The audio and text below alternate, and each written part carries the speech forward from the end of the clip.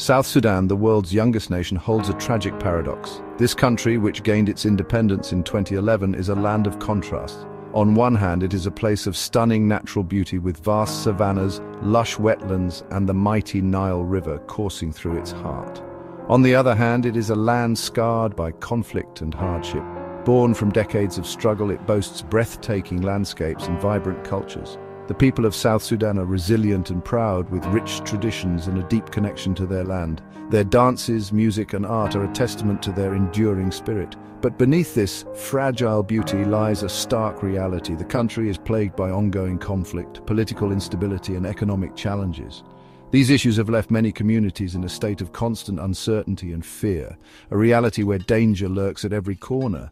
The streets that should be bustling with life are often deserted, and the once thriving markets are now silent.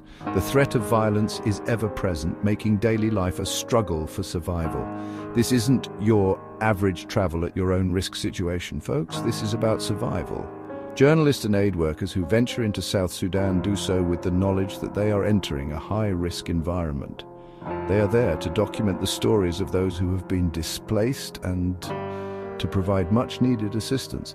It's about understanding that choosing South Sudan as a travel destination right now is akin to playing Russian roulette with your life. The risks are not just theoretical, they're very real and very immediate. From armed conflict to disease outbreaks, the dangers are numerous and unpredictable. The stories coming out of South Sudan paint a grim picture: families torn apart, children orphaned, and entire communities uprooted. The refugee crisis is one of the most pressing issues, with millions of people seeking safety in neighboring countries. We're talking widespread violence, political instability, and health risks that could send even the most seasoned traveler running for the hills. Hospitals are overwhelmed, and medical supplies are scarce.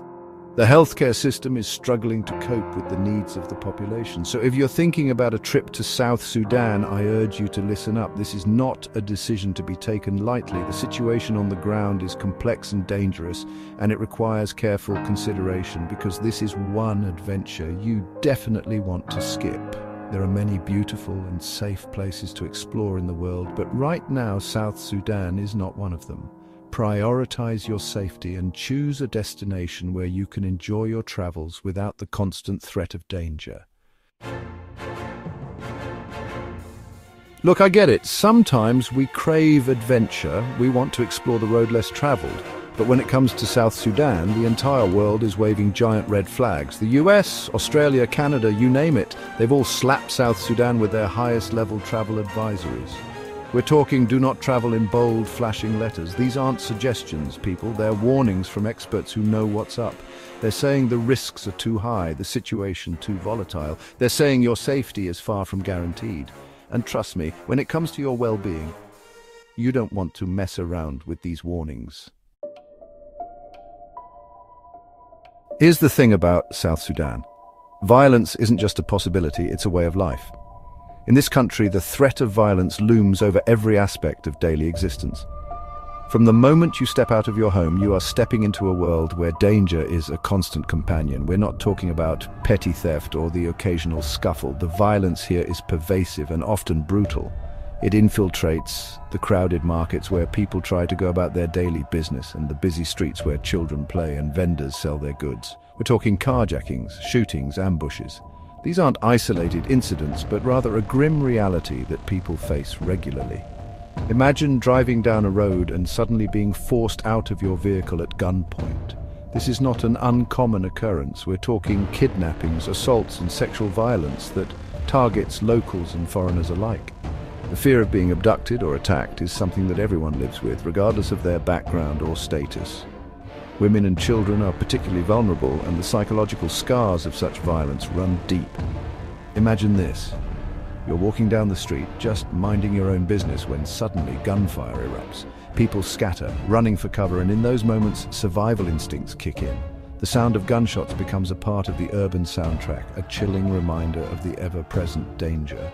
Or you're driving to your hotel and armed men surround your vehicle.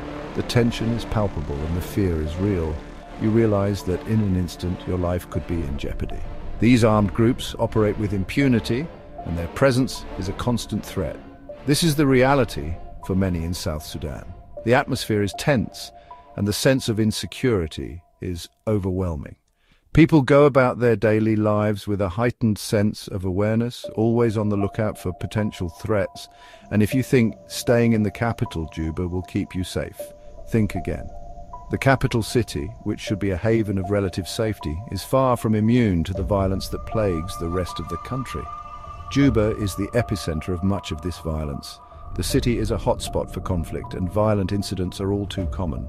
The streets of Juba can quickly turn into battlegrounds, with clashes erupting without warning. It's a city on edge, where even the most basic activities can turn dangerous in a heartbeat. The anxiety is visible on the faces of the people, and the tension is almost tangible. In Juba, and indeed throughout South Sudan, everyday life is fraught with risks that most of us can scarcely imagine. Now you might be thinking, okay, violence is bad, but what about the politics? Surely things can't be that unstable. Oh, my friend, you underestimate the power of political turmoil. South Sudan is like a ship caught in a perpetual storm. The fragile peace deal they cobbled together, it's barely holding on. Political rivalries and mistrust run so deep that violence can erupt at any moment. Imagine a government so fractured, so riddled with power struggles that it can barely function. That's South Sudan. And when a government can't protect its own people, how can it possibly protect tourists? Section 5. The looming threat of terror and abduction. If violence and political instability weren't enough, let's add another layer of concerned terrorism. Because why not? Terrorist groups are active in South Sudan, and they aren't afraid to strike. We're talking attacks on public places, government buildings, the works. These attacks are often indiscriminate, meaning anyone can become a target, and then there's the kidnapping. Journalists, aid workers, and yes, even tourists are frequently targeted. They're seen as valuable assets, bargaining chips in a dangerous game, and trust me, you don't want to be a pawn in their game. Section 6. Health hazards, navigating a minefield of disease. Okay, so we've covered violence, political instability, and terrorism. Let's move on to something a little lighter. Health risks. Just kidding.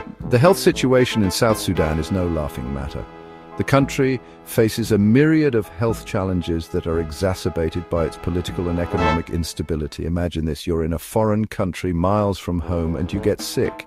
Not just a little sniffle, but something serious. Not just a little sniffle, but something serious. Something that requires immediate medical attention.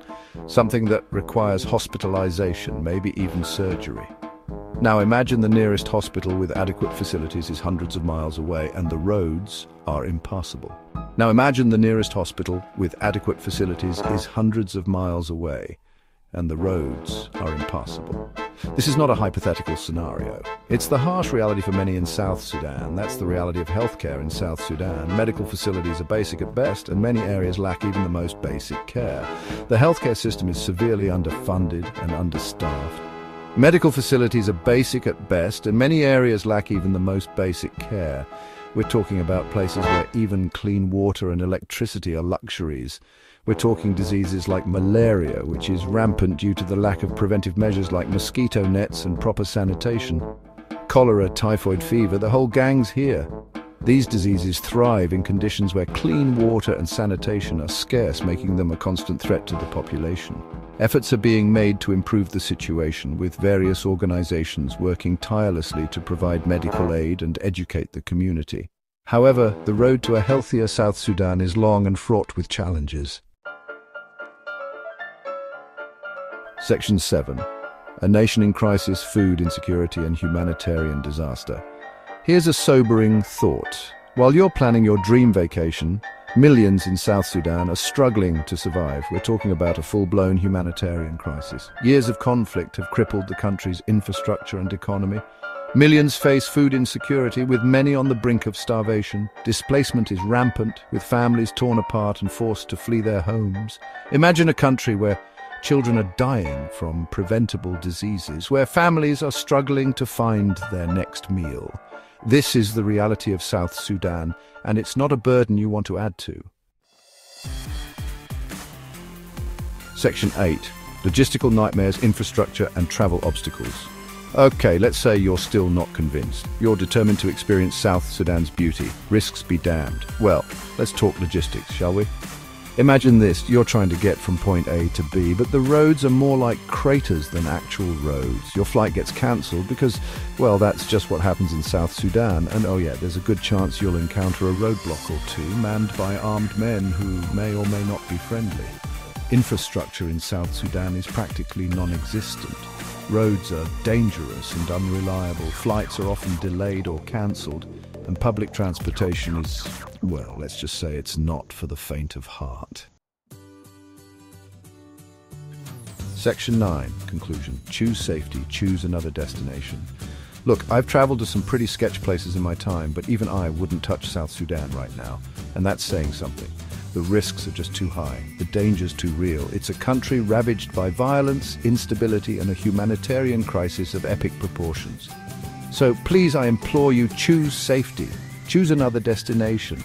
There are plenty of incredible places to explore in the world that won't have you dodging bullets and praying for a miracle. South Sudan will still be there when things improve, and trust me, you'll be much better off waiting until then.